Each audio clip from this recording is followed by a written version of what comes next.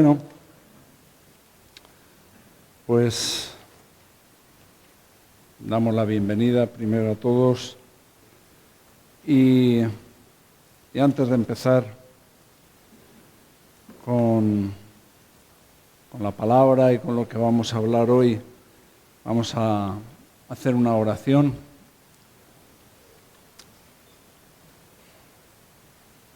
Señor, agradecemos este día que podemos estar juntos aquí, pero agradecemos sobre todo que tú estés con tu presencia, Señor. Que podamos dirigir a ti, Señor, nuestras preocupaciones, nuestras enfermedades, nuestros problemas. Que podamos también acudir a ti para pedir perdón por nuestros pecados, Señor. Por aquellas cosas que nos alejan de ti, Señor. Por favor, Señor, manifiéstate en este día a nosotros, que tu palabra sea tu palabra, que sea tu voluntad expresada y que podamos aprender de ello, Señor, en esta mañana. Bendice la vida de cada uno de los que están aquí, los que nos están oyendo también por YouTube. Bendice sus vidas y que podamos salir, Señor, de esta reunión mejores de lo que hemos venido, Señor. En el nombre de Jesús te lo pedimos. Amén.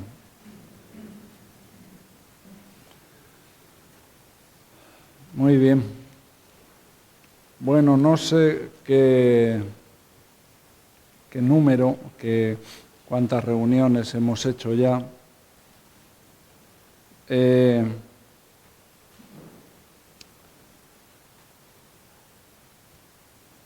Pero lo que nos toca hoy hablar es un texto en Mateo, capítulo 2, versículos del 19 al 23. Es ya el final del capítulo 2 de Mateo. Vamos a leerlo y empezamos.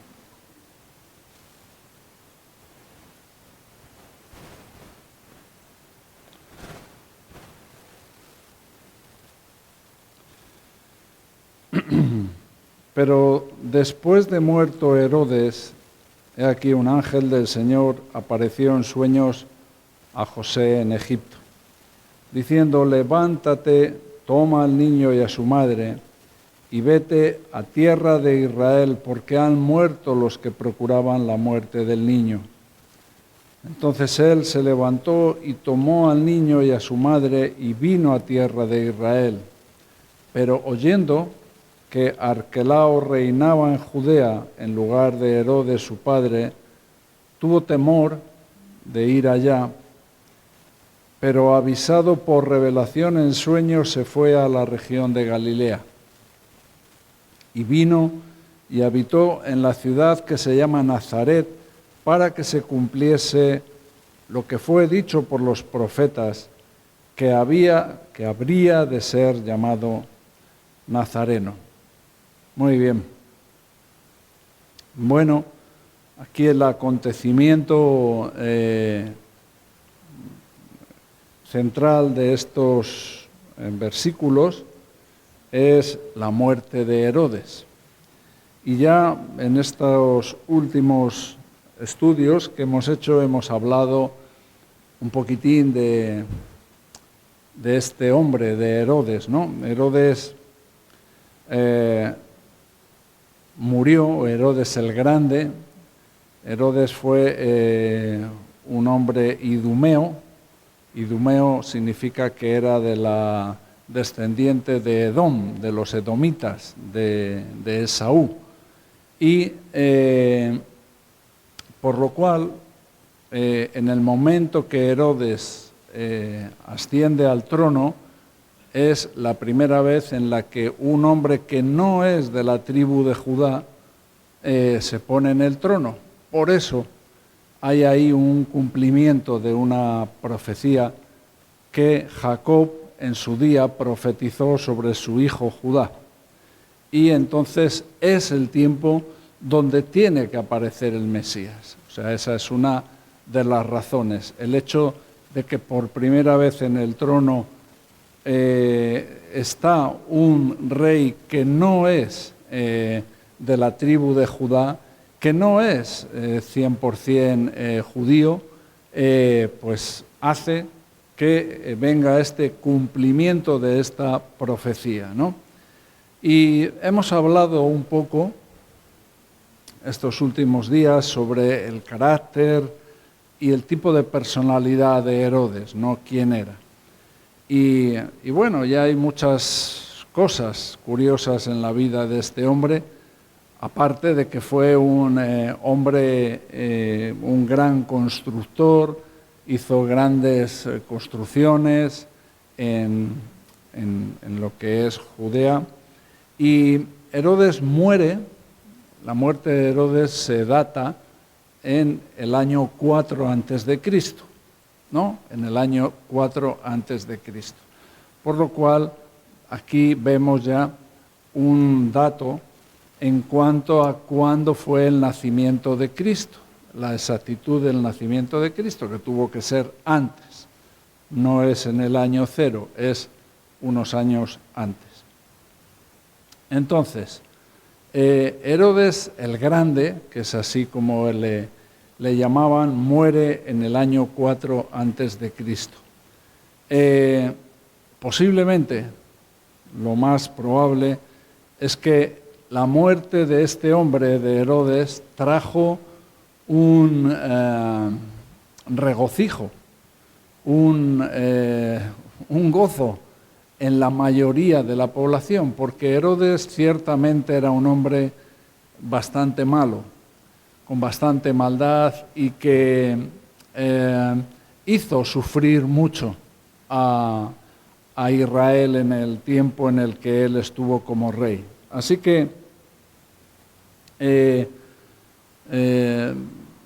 se cuenta, y él era conocedor de este hecho, de que posiblemente su muerte no iba a traer un duelo, sino que iba a traer un gozo, un regocijo. La gente se iba a alegrar de que Herodes ya había muerto, ¿no?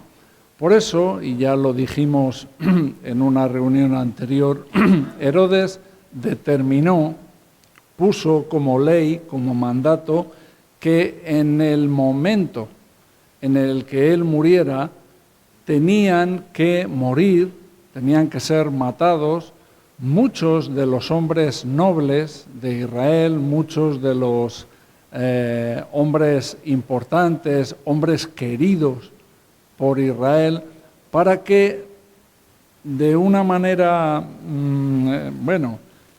para que sin duda, sin ningún tipo de duda, hubiera un duelo en Israel, que la gente estuviera realmente apenada y triste en ese tiempo, porque Herodes era consciente de que la gente se iba a alegrar de su muerte. Entonces, en su mentalidad, o sea, tenía este tipo de maldad, determinó matar a gente importante, gente querida, para que la gente tuviera duelo, ¿no? Para que hubiera un duelo en Israel, aunque no iba dirigido a él. Por eso dio esta orden de matar a los nobles. Así que lo que, no sé si Mario hizo mención, la muerte de los niños no era un hecho especialmente revelador de la personalidad de Herodes, porque ya hacía muchas cosas así. O sea, el determinar que todos los niños menores de 2 años que vivían en Belén y en los alrededores no era uno de sus grandes, vamos a decir, méritos o cosas para recordar en la vida de este hombre, de Herodes.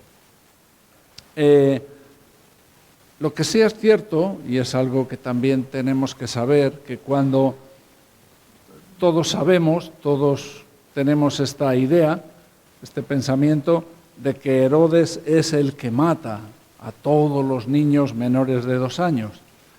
Pero tampoco mató, no fue una matanza como algunos piensan, de miles de niños. No, Belén es un sitio muy pequeño y los alrededores son sitios pequeños, o sea que no fue una gran cantidad de niños los que fueron muertos.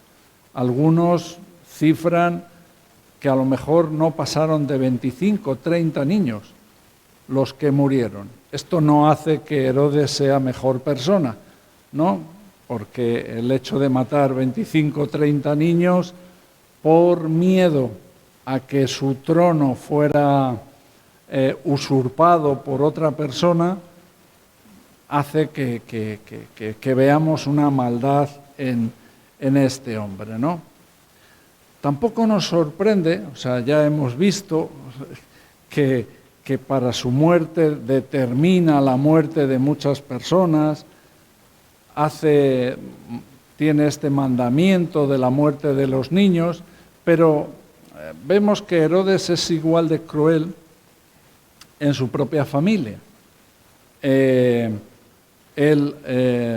tenía varios hijos, algunos de ellos van a reinar después de él, pero el mayor de todos, Herodes Antipater, es matado por su propio padre. Su padre mata a su hijo mayor, mata a algunas de sus esposas.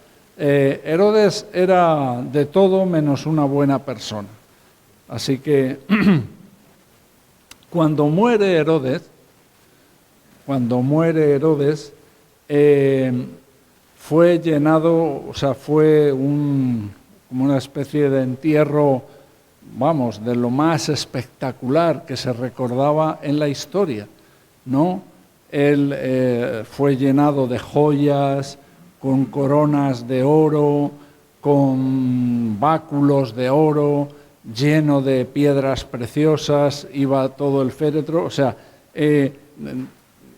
Herodes quería tener el duelo, quería tener el entierro de un grande, porque en aquella cultura, ¿cómo ibas a ser recordado? ¿Cómo iba a ser el testimonio que iban a tener de tu persona en los años siguientes? Dependía mucho también de qué tipo de entierro hubieras tenido. Por eso vemos esos grandes entierros que había en Egipto, ¿no? Con las pirámides y todos los tesoros, o sea que había un celo por ser recordado. La gloria del hombre tenía que ver con ser recordado. Entonces Herodes quiso ser recordado, pero no lo fue por su entierro, aunque es un dato que la historia nos cuenta. Herodes cuentan los historiadores que murió de una manera horrible. Fue lleno de gusanos, de pudredumbre. Dice que en los últimos tiempos o días o meses de su vida era insoportable estar al lado de él porque estaba pudriéndose en vida. Era apestoso estar a su lado. Pero él quería que la gente viera todo como todo maravilloso, cuando la realidad era un hombre podrido, un cuerpo que se estaba pudriendo. Él mandó que más de 500 esclavos fueran a lo largo de todo el recorrido, porque Herodes murió en Jericó y le llevaron hasta el sitio donde muere, que es un sitio que se llama el Herodión, que es como una especie de construcción funeraria, y en todo el trayecto estos 500 esclavos iban tirando especies aromáticas, incienso, pero nada nada de lo que podía planificar, nada de todas las posibilidades que tenía un rey muy rico como Herodes pudieron disimular, pudieron cambiar la realidad.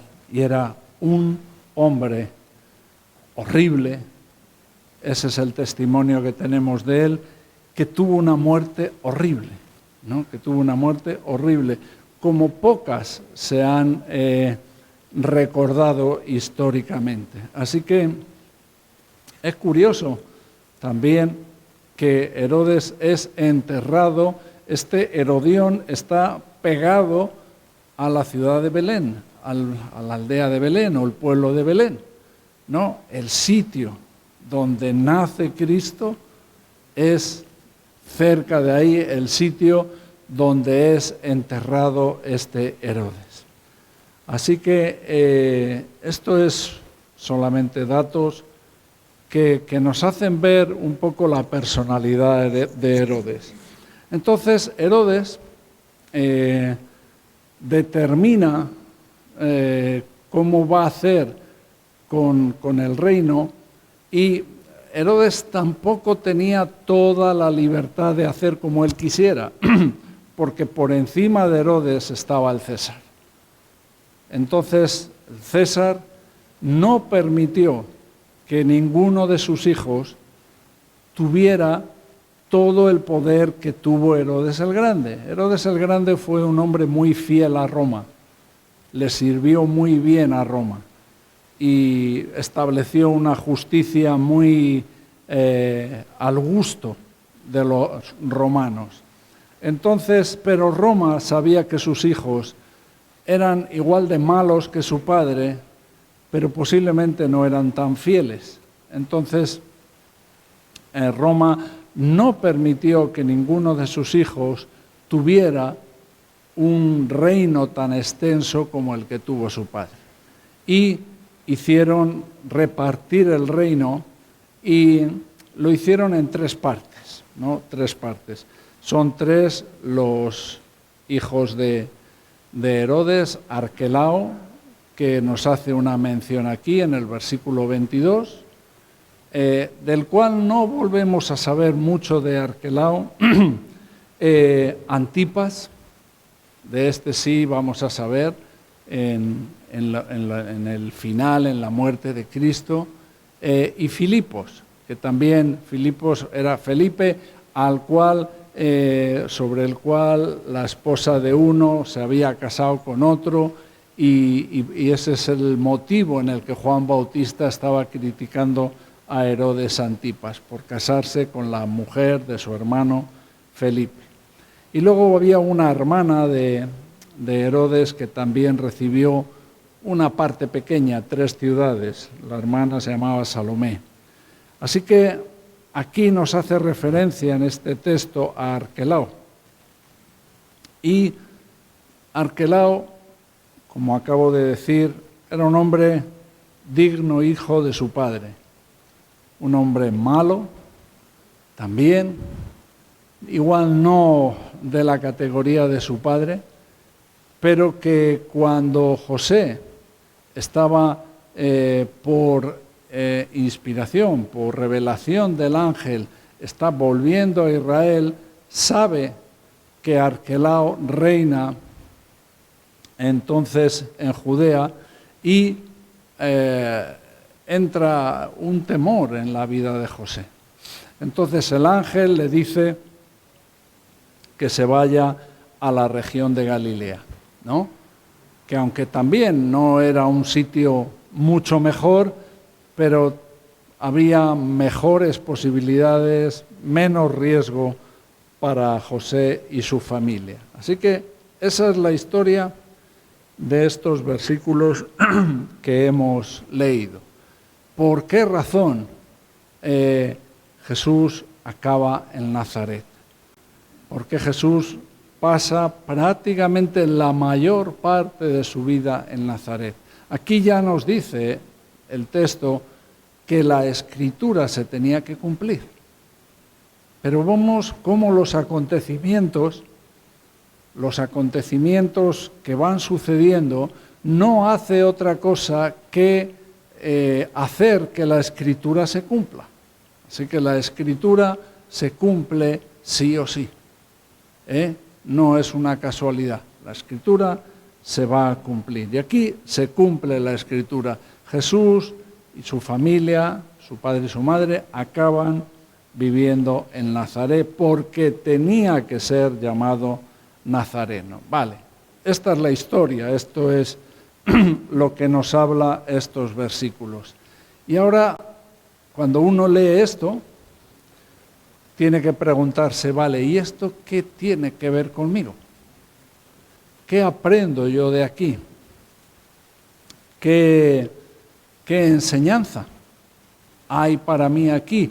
¿De qué me aprovecho yo de este texto?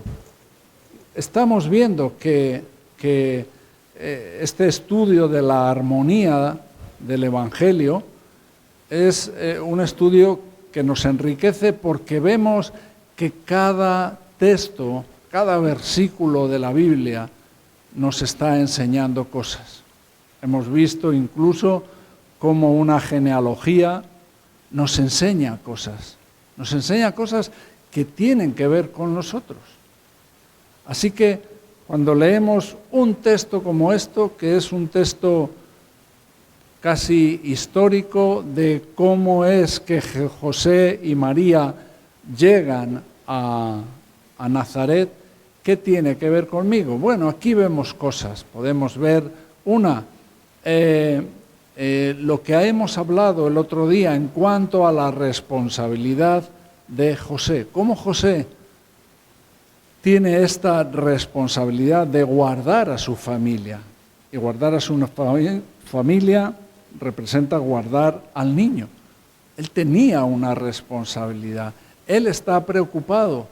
Y no solamente eso, sino que cuando los ángeles, estas dos apariciones de ángeles aquí, le hablan, José obedece.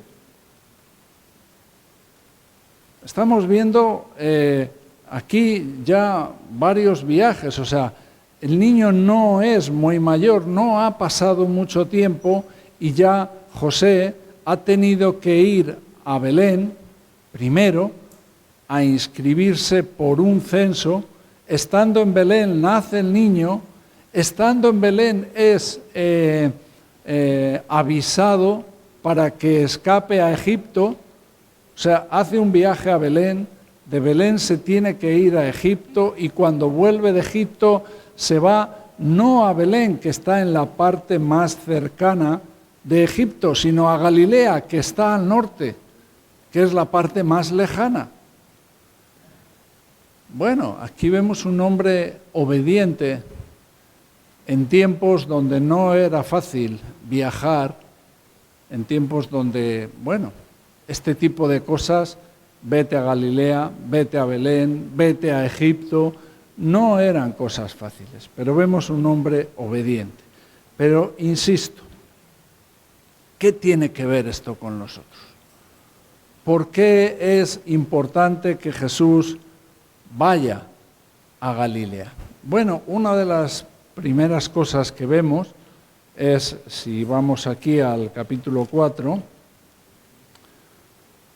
versículo 15,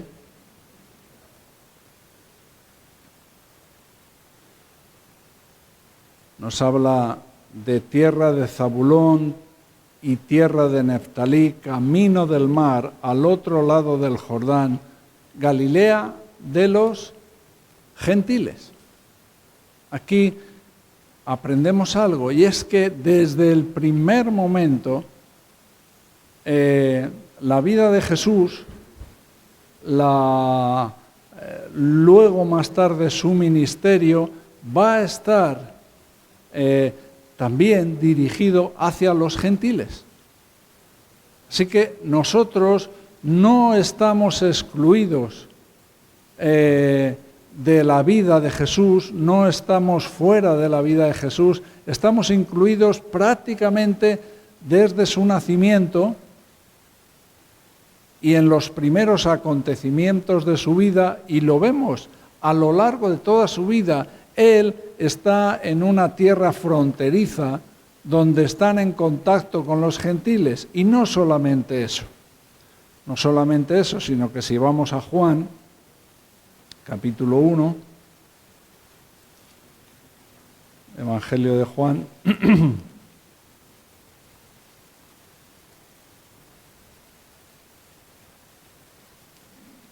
versículo 46,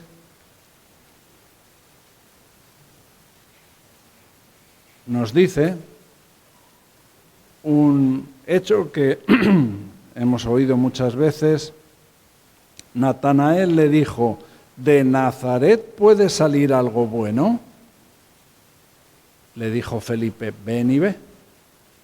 Pero este era el concepto general de los judíos, de Nazaret, de Galilea. O sea, ya los galileos eran de por sí rechazados, era una gente que era rechazada, era Galilea de los gentiles, eran los menos, como judíos de segunda clase.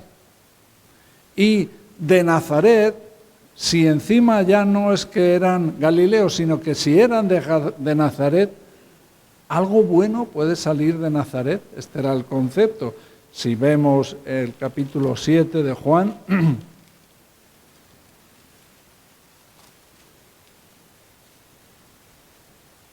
versículo 52, respondieron y le dijeron: ¿eres tú también Galileo? Escudriña y ve que de Galilea nunca se ha levantado profeta. Así que vemos este testimonio de los propios judíos. O sea, ya no es los gentiles, no somos nosotros, los propios judíos tenían este concepto de Nazaret. Así que Jesús y su trasfondo, su vida, está relacionada directamente con lo rechazado, con lo menospreciado. Desde el primer momento de su vida va a pasar la mayor parte de su vida, una vida que no nos explica mucho los evangelios, pero lo va a pasar en Nazaret. Y en Nazaret tiene que ver con lo rechazado, con lo menospreciado. ¿Algo bueno puede salir de Nazaret?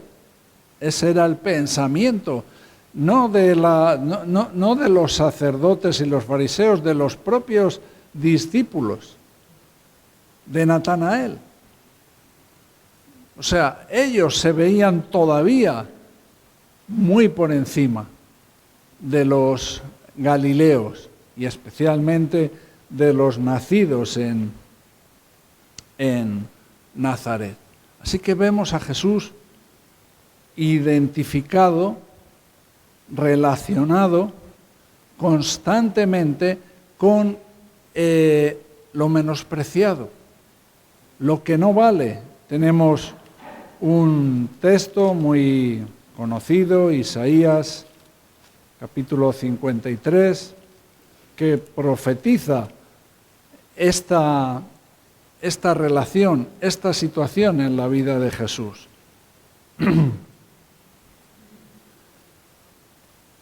Capítulo 53 de Isaías. ¿Quién ha creído a nuestro anuncio? ¿Y sobre quién se ha manifestado el brazo de Jehová?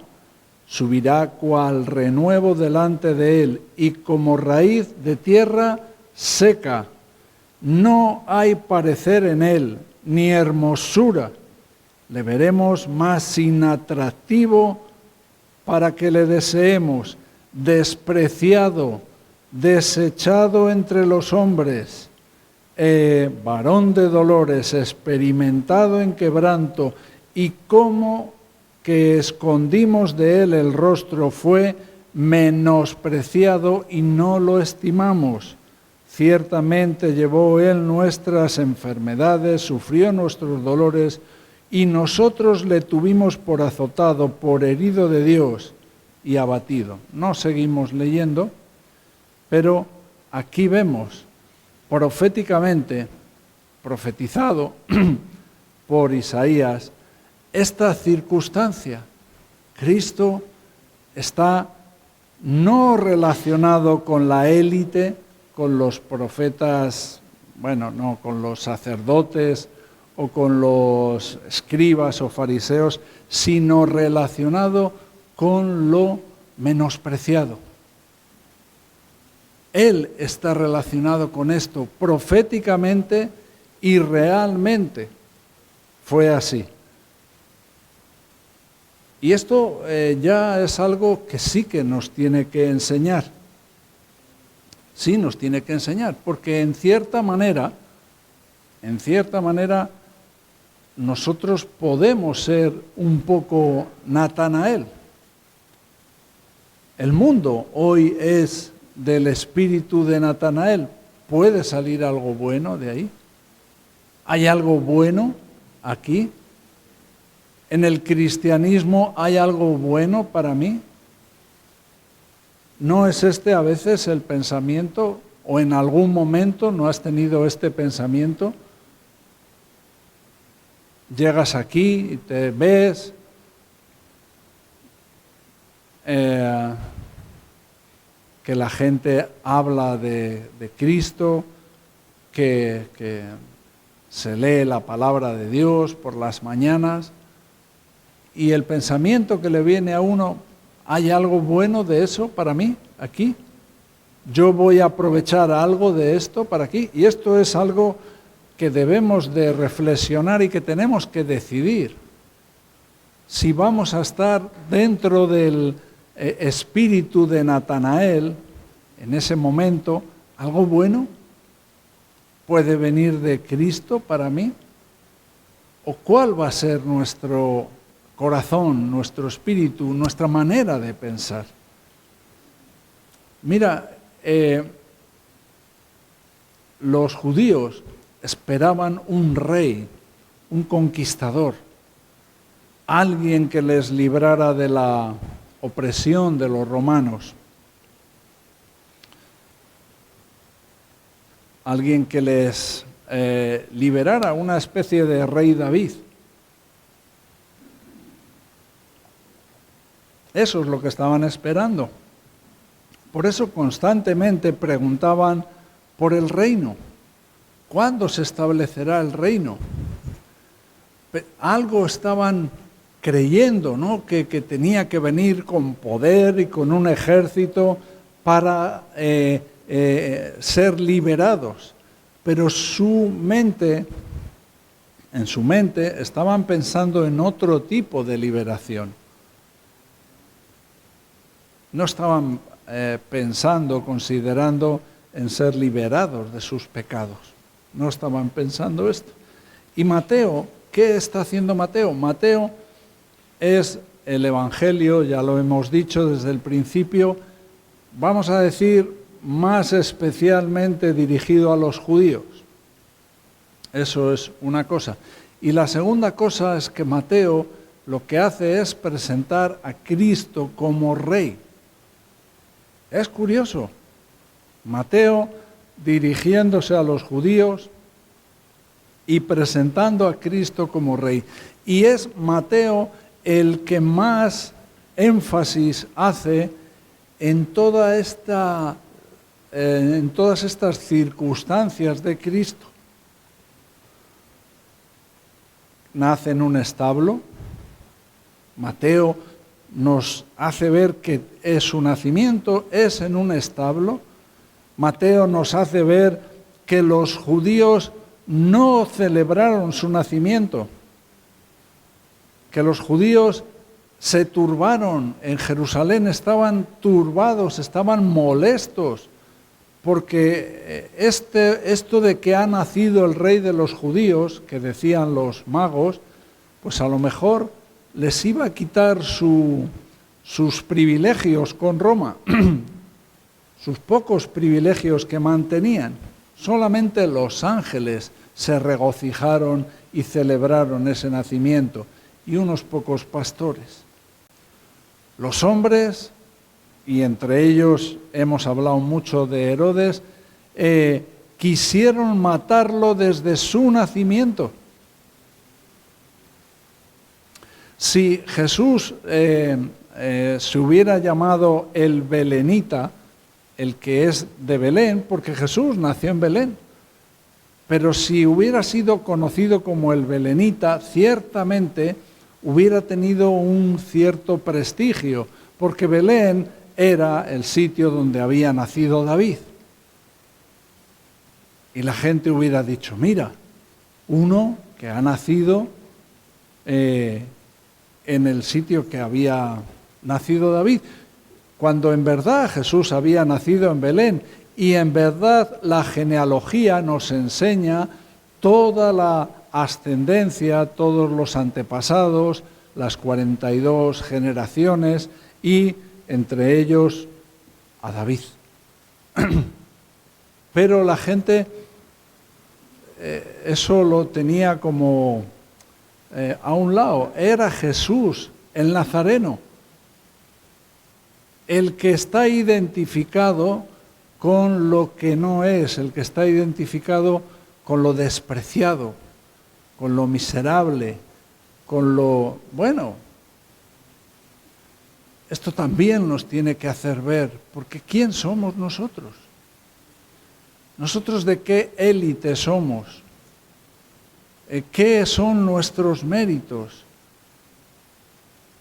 Yo, lejos de ofender, no quiero ofender, no quiero menospreciar, pero ¿quién somos nosotros?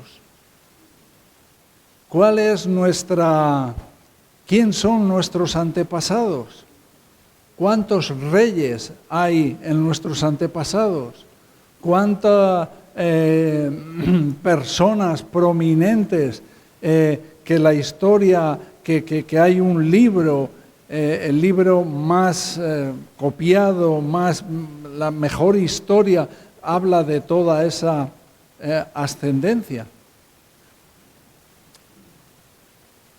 Nosotros estamos más en Nazaret que en ningún otro sitio. Es nuestro ambiente también. Ese es nuestro ambiente, lo menospreciado. Y ahora no hablo de los que han tenido problemas de drogas. No. Da igual si hemos tenido problemas o no los has tenido. Seguimos perteneciendo a Nazaret, a ese ambiente, donde está lo menospreciado, donde está lo que no es, lo que no sirve. Ese es nuestro hábitat, ese ha sido nuestro ambiente. Y tenemos la buena noticia aquí en el Evangelio, que Cristo no se fue a Jerusalén a identificarse con la élite, con los sacerdotes y allí. No, se identificó con los nazarenos, con la gente de Nazaret, se identificó con nosotros. Así que, una vez más, cuando tú oras, cuando tú diriges tus oraciones, tus angustias, tus temores, tus miedos, tus enfermedades, tus pecados, no lo estás dirigiendo a alguien que no entiende de qué estás hablando, porque él vive en una élite. No, lo estás dirigiendo a alguien que ha vivido años en ese ambiente de lo menospreciado, de lo que no sirve.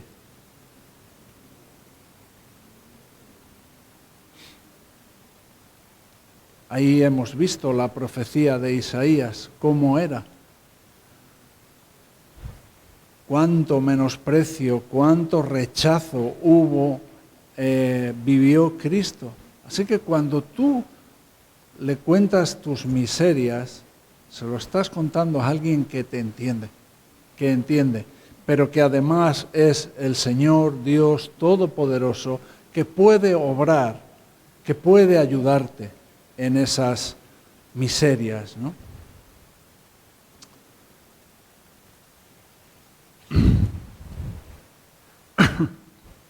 Vemos a José también en este texto, lo hemos dicho al principio, un José que está guiado por el Espíritu Santo y que esta guianza del Espíritu Santo, y esto es importante, le lleva a perfectamente cumplir las Escrituras. La guianza del Espíritu Santo nos lleva a cumplir la voluntad de Dios. A veces, hay decisiones que tenemos que tomar en nuestra vida, hay cosas que pensamos o que queremos hacer. ¿Cómo saber si es la voluntad de Dios? Bueno, orando, pidiendo, Dios, guíame, que tu Espíritu Santo me llene, me guíe, y eso me ayudará a estar perfectamente dentro de la voluntad de Dios. Así que tenemos un rey, como nos le presenta Mateo, un rey que ha nacido en un pesebre y que ha vivido con los despreciados en una aldea miserable. No hay ningún valor de gloria en la manera en la que los humanos ven la vida de Jesús. No hay ningún valor, no hay decir, no. Si empiezas desde el principio, nació en un pesebre, ya quiso ser matado desde el principio, vivió en una miserable aldea con los despreciados. Ese es su testimonio. Su gloria, la gloria de Cristo, cuando hablamos de la gloria de Cristo, no es por las circunstancias que le rodean, como ahora, como hay gente que quiere manifestar su gloria por las circunstancias que le rodean. Cristo no era por las circunstancias, era por quién era Él y por el ministerio, que solamente si somos cristianos vamos a entenderlo, y esto lo voy a explicar. Una de las cosas es cómo muere Cristo, la muerte de Cristo. Muerte como un maldito en un madero, clavado en un madero, escupido, azotado, menospreciado, burlado. Vemos que desde el principio, desde su nacimiento, Jesús se crió en un ambiente donde los hombres no pueden ver nada bueno, no hay nada bueno que sale de ahí. Entonces, cuando hacemos lo que estamos haciendo, desde el principio ver la vida de Cristo, cómo fue todos los acontecimientos de su vida, no nos sorprende cómo fue su muerte o cómo fue preparado desde el principio para llegar a ese tipo de muerte, cómo se identificó desde su nacimiento con lo menospreciado, con lo que no es, con aquello que decía Natanael. ¿Puede algo bueno salir de Nazaret? ¿Puede algo bueno salir de Reto o de nuestra vida? Bueno, si Cristo está, ese es el acontecimiento más grande que ha habido en la historia, la muerte de Cristo en la cruz, por la cual los hombres pueden ser perdonados de sus pecados. No hay otro acontecimiento más importante. Pero no es un acontecimiento que en un momento nos sorprende y decimos, ¡ay, ha muerto en la cruz! No. Vemos esa trayectoria desde su nacimiento. Ya desde su nacimiento, proféticamente lo tenemos, pero desde su nacimiento, cuando vemos su vida, vemos una identificación, vemos una relación de Cristo constantemente, hasta su muerte, contigo. Pero ¿qué vas a hacer? ¿Qué vas a hacer con eso? ¿Vas a ser como Natanael? ¿O qué vas a hacer con ello?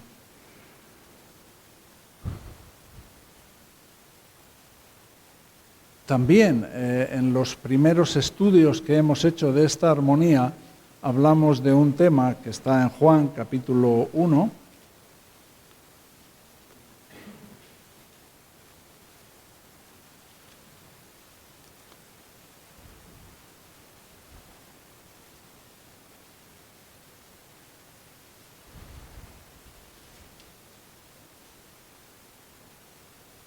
y aquí hay un cumplimiento del versículo 5, capítulo 1 de Juan, y dice lo siguiente: la luz en las tinieblas resplandece, y las tinieblas no prevalecieron contra ella. De esto estuvimos hablando hace ya varias reuniones. La luz prevalece sobre las tinieblas. Cristo es la luz que prevalece sobre nuestras tinieblas, sobre nuestra vida de pecado. Volvemos a Mateo, y en el capítulo 4,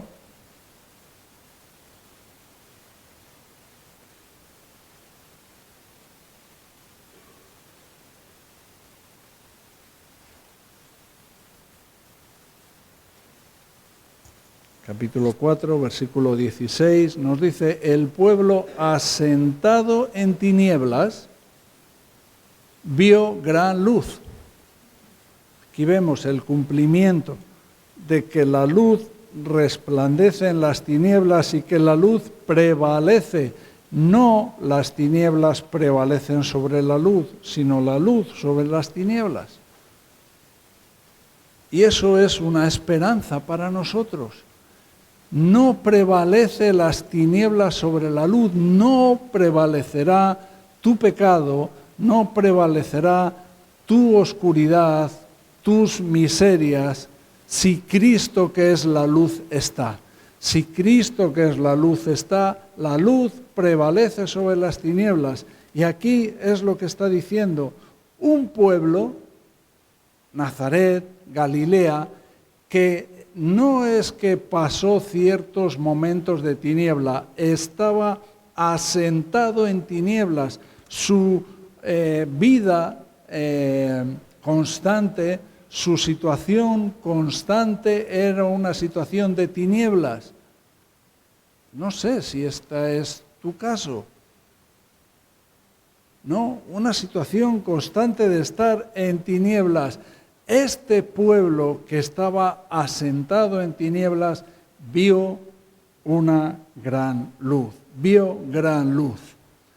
Y los asentados en región de sombra de muerte, no sé si es tu caso, los que están asentados en una situación donde es la muerte nuestra única futuro, que dice: luz les resplandeció. Y nos ha dicho Juan que si la luz resplandece, las tinieblas no prevalecen. Esto es muy importante. Es una cosa lógica. Llegas aquí y está todo oscuro por la noche. Un interruptor, das la luz. ¿Y qué es lo que prevalece? La luz. La luz prevalece, no las tinieblas. Toda la oscuridad que estaba llena desaparece, porque la luz prevalece. Esto es una cosa física que para nosotros no tiene misterio, pero espiritualmente es lo mismo. Cristo es la luz y prevalece sobre las tinieblas. Y esto es de lo que nos están hablando. Jesús nació en Belén porque tenía que ser rey. Y por medio de un censo que Augusto César determina para confirmar, además va en un censo donde se confirma su legitimidad como rey. Según hay un comentarista que además vive cerca de aquí, David Burr, Dice que en cuanto Jesús fue a Egipto, aquí hay estos 3 viajes que Jesús hace, ¿no? Primero, o la familia, ¿no? Primero van a Belén, donde nace en Belén porque tenía que ser rey. Era el sitio donde se manifiesta, ¿no? Por ser el sitio donde David nació, tenía que ser rey. Pero ¿qué tiene que ver el viaje de Egipto? ¿Por qué tuvieron que ir a Egipto? ¿Y qué tiene que ver, como hemos dicho al principio, con nosotros? Bueno, tiene que ir a Egipto porque, si te fijas aquí en Mateo, de Egipto, la vuelta de Egipto ya pasa casi directamente ¿a qué? A su bautismo. Es más o menos como lo plantea Mateo. ¿Y qué ocurre en Egipto? Cuando sale de Egipto, cuando Israel sale de Egipto, tiene un bautismo en el Mar Rojo. Son introducidos y pasan por seco. ¿Qué quiere decir esto? Que aquí el bautismo es como un símbolo de liberación para Israel. Y para nosotros el bautismo, que lo que el bautismo representa es que hemos nacido de nuevo, que hemos tenido esa experiencia con Cristo, eso es nuestra liberación, es que la luz resplandece sobre las tinieblas.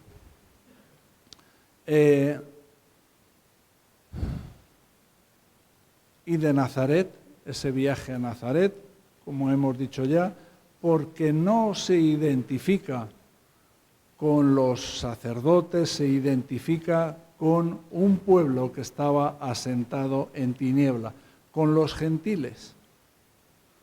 Vino a reinar, pero fue tentado y sufrió su muerte en la cruz.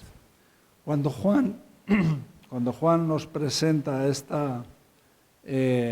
estamos estudiando los jueves, cuando Juan nos presenta en el Apocalipsis la revelación, lo que hemos estado hablando el último día, que no sé, los que habéis estado, estuvo hablando Loel mucho sobre el Cordero inmolado, ¿no? Que es el que está sentado en el trono, es el que es digno de alabanza, de gloria, de adoración.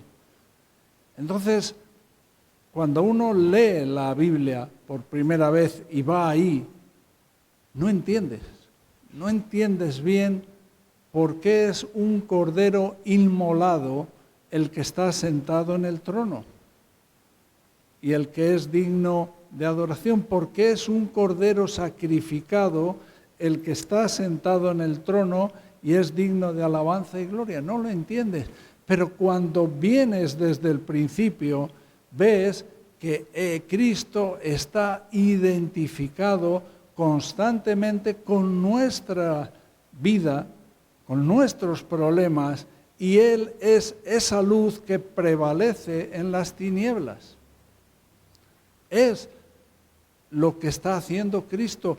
Por eso, para los que han empezado a leer desde el principio, para los judíos que ya estaban conscientes de la historia de alguien que ha nacido en un pesebre, que ha querido ser asesinado por Herodes el Grande, que ha vivido en Nazaret, donde un sitio oscuro, donde los despreciados, que ha tenido una muerte como los malditos.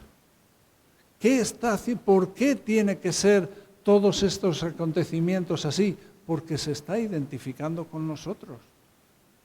Y al final, lo que veremos en el cielo es el Cordero inmolado, sacrificado, digno de llevar toda la honra porque se ha identificado con nosotros.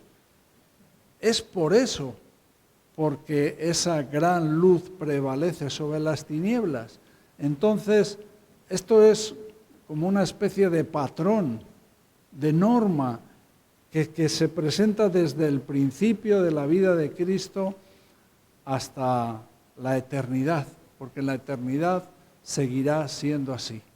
Es lo que nos enseñaron el otro día. Ese Cordero inmolado que es el que es digno de alabanza, de gloria, de adoración. Así que, ¿qué vamos a hacer? ¿Vamos a ser como Natanael? ¿Acaso algo bueno puede salir de Nazaret? ¿Vamos a poner una barrera y decir, yo no veo que vaya a recibir nada bueno de todo esto que se está hablando? Esto no tiene que ver conmigo, esto son cosas de la historia, en el mejor de los casos, pero que no me benefician. ¿O vamos a ver esto que se está profetizando aquí en Mateo y que se ha cumplido lo que dijo en Juan capítulo 1, las tinieblas no prevalecen sobre la luz? No importa cuántas tinieblas hay en tu vida, Cristo estuvo en el lugar más oscuro y más despreciado y no hubo casi un momento de respiro.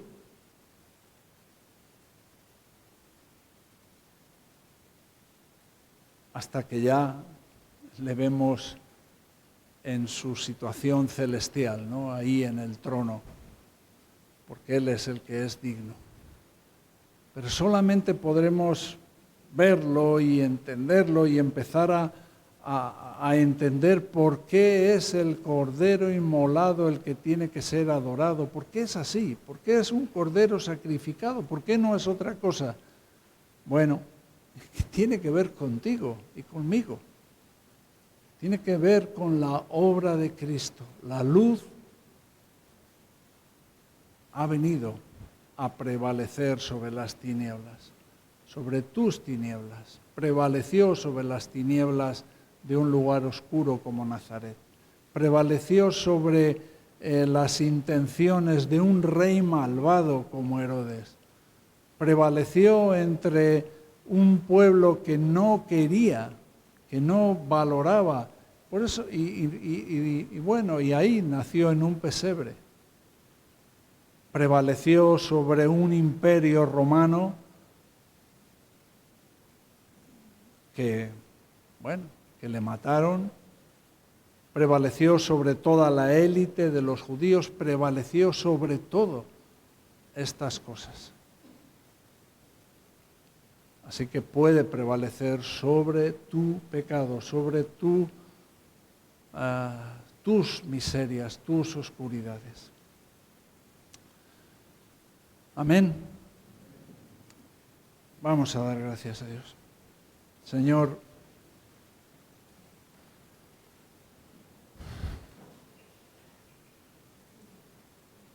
a veces cuando leemos tu palabra no llegamos a entender el porqué de las cosas, Señor. ¿Por qué fuiste a un sitio o fuiste a otro? ¿Por qué viviste en un sitio o viviste en otro? Pero en alguna manera, Señor, tu Espíritu nos ayuda, nos va ayudando a ver el beneficio que tenemos de todas estas cosas que nos presentas en tu palabra, Señor. Cómo tú te has identificado con nuestras vidas, con nuestras miserias, nuestras oscuridades, nuestros pecados, Señor. Como tú, a pesar de nacer en un pesebre, de tener la oposición de un rey como Herodes, de vivir en un sitio como Nazaret, de tener que huir a Egipto, de tener la muerte que has tenido, pero al final el Cordero inmolado será adorado, se sentará en el trono y recibirá la gloria y la alabanza, porque así está escrito. y todo lo que está escrito se ha cumplido, Señor. Oh Dios, te pedimos, Señor, que tu luz resplandezca en nuestras vidas, Señor, y que hagas desaparecer, Señor, toda oscuridad, Señor. En el nombre de Jesús te lo pido, Dios. Amén.